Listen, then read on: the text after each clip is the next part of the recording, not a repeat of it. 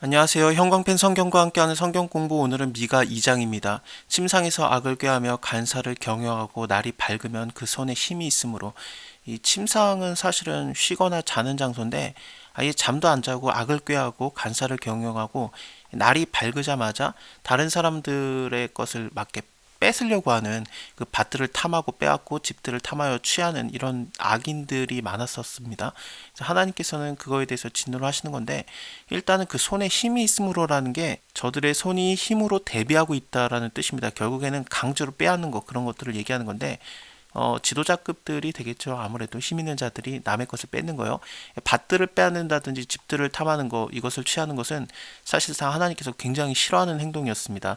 왜냐하면은 하나님께서 그 땅을 다 분배시켰고 그것은 또 희년이 되면 다시 돌아오기도 하고 그랬었어요. 그래서 그 집이라든지 땅이 뺏기는 것은 정말 하나님께서 원하셨던 것도 아니고 아하방 때도 그 나봇의 포도원을 원해가지고 그것을 달라고 했을 때 나봇이 얘기했던 게 하나님께서 땅을 다 정해놓은 건데 그것을 당신한테 팔 수 없다라는 식으로 얘기를 했었거든요. 아합이 왕이라고 할지라도 그거에 대해서 어떻게 강제로 못 뺏고 속상해하고 그랬었어요. 그때 그 아내가 되는 악녀 이세벨이 강제로 죽여서 뺏는 그런 계책을 주지 않습니까? 그래서 아합이 실제로 그 일을 행했고 그것을 뺏었을 때 하나님께서 굉장히 진노하시는 말씀들이 임했었는데 그렇습니다. 이거는 왕도 하면 안 되는 행동이었어요. 근데 남의 것들 그 밭을 빼앗고 집들을 빼앗는 것이 왕도 아닌 백성들에게서도 이게 굉장히 많이 일어났던 겁니다.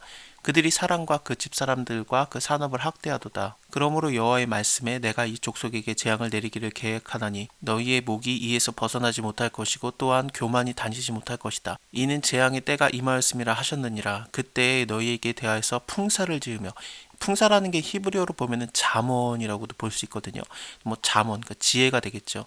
혹은 또 비유라고도 볼 수 있는데 어쨌든 이것은 그 슬픈 애가 슬픈 노래가 되는 겁니다. 왜냐하면은 유다가 다 멸망당하니까 그거에 대해서 우리가 하나님께 죄를 지으면은 이렇게 다 멸망당한다. 하나님은 심판의 하나님이다라는 그런 지혜의 잠언이 얘기가 나오는 거고 그것이 우리에게 일어난 일이다 라면서 슬픈 노래가 되겠죠. 그래서 이런 슬픈 노래를 불러서 이르기를 우리가 온전히 망하게 되었도다. 그가 내 백성의 산업을 옮겨 내게서 떠나게 하시며 우리의 밭을 나누어서 패역자에게 주시는도다 하리니 이것은 다른 나라가 쳐들어와서 빼앗는 것을 얘기하는데 아수르 제국이 될 수도 있고 아니면은 좀 나중에 완전 유다가 멸망당할 때 바벨론 제국이 와서 빼앗는 거 그것을 얘기할 수도 있습니다. 지금 백성들이 하는 일 자체가 남의 밭들을 빼앗고 남의 집들을 탐하여서 취하고 있기 때문에 하나님께서 직접 나서서 너희의 집들을 빼앗고 너희의 밭들을 빼앗아서 다른 사람에게 나눠주겠다라는 거죠. 산업이라고 나오는 게 가나안 땅, 약속의 땅, 하나님께서 주신 땅 그것을 얘기합니다. 그러므로 여호와의 회중에서 제비를 뽑고 줄을 띨 자가 너희 중에서 하나도 없으리라. 이 제비를 뽑고 줄을 띈다라는 것은 땅을 분배받을 때 했던 행동들이거든요. 그래서 하나님께서 약속의 땅 가나안 땅을 주셨을 때 회중들이 제비를 뽑고 줄을 띄어서 그 땅들을 가졌는데 지금은 남의 집을 뺏느라고 이 땅을 누가 차지할까 하면서 제비를 뽑고 줄을 띄는 그런 모습도 그려지는 것 같기도 해요. 근데 이제는 어쨌든 이런 일 더 이상 없을 것이다. 그들이 말하기를 너희는 예언하지 말아라. 이것을 예언할 것이 아니거든. 이 죄를 짓고 있는 사람들에게 하나님의 말씀이 임하였으면은 그들이 회개를 해야 되는데 오히려 그들이 말하기를 너희는 예언하지 말아라.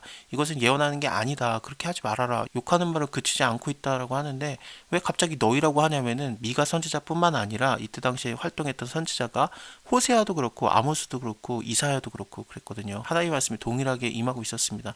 요나도 같이 활동을 했는데 요나는 니느웨에 좀 더 연관이 많은 선지자니까요. 일단은 뭐 빼고 넘어가더라도 아모스에서도 비슷한 내용들이 나와요. 너희 야곱의 족속아 어찌 이르기를 여호와의 신이 편급하시다 하겠느냐. 이 편급하시다라는 것은 성급하다 그런 뜻이에요. 하나님의 신이 성급하다라고 하겠느냐. 하나님이 성급하지 않죠. 얼마나 오래 참으시고 자비하시고 인자가 많고 또 하나님이 하시는 일들은 다 계획적으로 하는 일들인데 갑자기 심판을 내리는 것도 없어요. 하나님께서 이렇게 여러 선지자를 통해서 너희가 이렇게 죄를 짓고 있다. 교만이 행하고 있다. 그렇게 되면 재앙이 임할 때가 있을 것이다. 완전히 망하게 된다. 나에게도 돌아와라. 너희가 그 땅들을 탐하지 말아라. 하나님의 말씀들이 계속 임하고 있는데 어떻게 하나님께서 성급하게 일을 처리하는 분이겠습니까? 그렇지 않죠. 그의 행위가 이러하시다 하겠느냐 나의 말이 행위 정직한 자에게 유익되지 아니하겠느냐 근래 이 근래라는 게 히브리어로 보면은 그냥 요즘 근래를 얘기하는 것뿐만 아니라 계속적으로 반복적으로 일어나는 일에 대해서 사용되는 단어입니다. 그래서 백성들이 반복적으로 했던 일이 뭐냐면은 대적같이 일어나서 전쟁을 피하여서 평안히 지나가는 자들의 의복 중에 겉옷을 벗기며 그러니까 남의 옷을 뺏는 거죠. 또 내 백성의 부녀들을 저희가 그 즐거운 집에서 쫓아내고 그 어린 자들에게서 나의 영광을 영영히 빼앗는도다. 이웃사랑을 하지 않는 오히려 압제하는 모습을 계속적으로 반복적으로 했었던 겁니다. 이것이 너희의 쉴 곳이 아니다. 일어나서 떠날지어다. 이는 그것이 이미 더러워졌습니다. 그런즉 반드시 멸하리니 그 멸망이 크니라. 사람이 만일에 허망히 행하며 거짓말로 이르기를 내가 포도주와 독주에 대해서 너에게 예언하리라 할 것 같으면 그 사람이 이 백성의 선지자가 되리로다. 포도주랑 독주에 대해서 예언한다라는 게 좀 삶에서의 평안함, 행복 그런 것들을 얘기하기도 하는 거 아니겠습니까?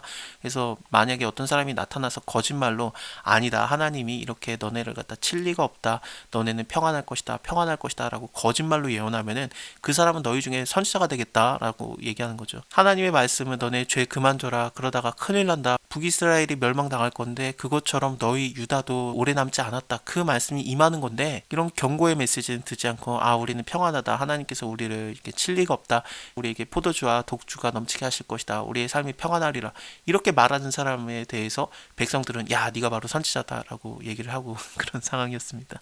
야곱아, 내가 정령이 너희 무리를 다 모으며 내가 정령이 이스라엘의 남은 자를 모으고 그들을 한 처소에 두기를 보스라 양떼같이 하며, 보스라라고 하면은 에돔 지역을 얘기하는데 에돔 지역에서 목축업이 굉장히 발달했던 지역이 보스라 지역입니다. 여기에 양떼같이 하며 초장에 양떼같이 하리니 그들의 인구가 많음으로 소리가 크게 들릴 것이다. 길을 여는 자가 그들의 앞서 올라가고 그들은 달려서 성문에 이르러서는 그리로 쫓아나갈 것이며 그들의 왕이 앞서 행하며 여호와께서 선두로 행하시리라. 하나님께서 앞서 행하시면서 이런 포로된 자들을 다시 모을 것 같은 그런 느낌, 그리고 또 초장의 양떼들을 눕히시는, 마치 시편 23편도 연관이 되고요. 여호와는 나의 목자시니 내게 부족함이 없으리로다, 그것도 연관이 되고.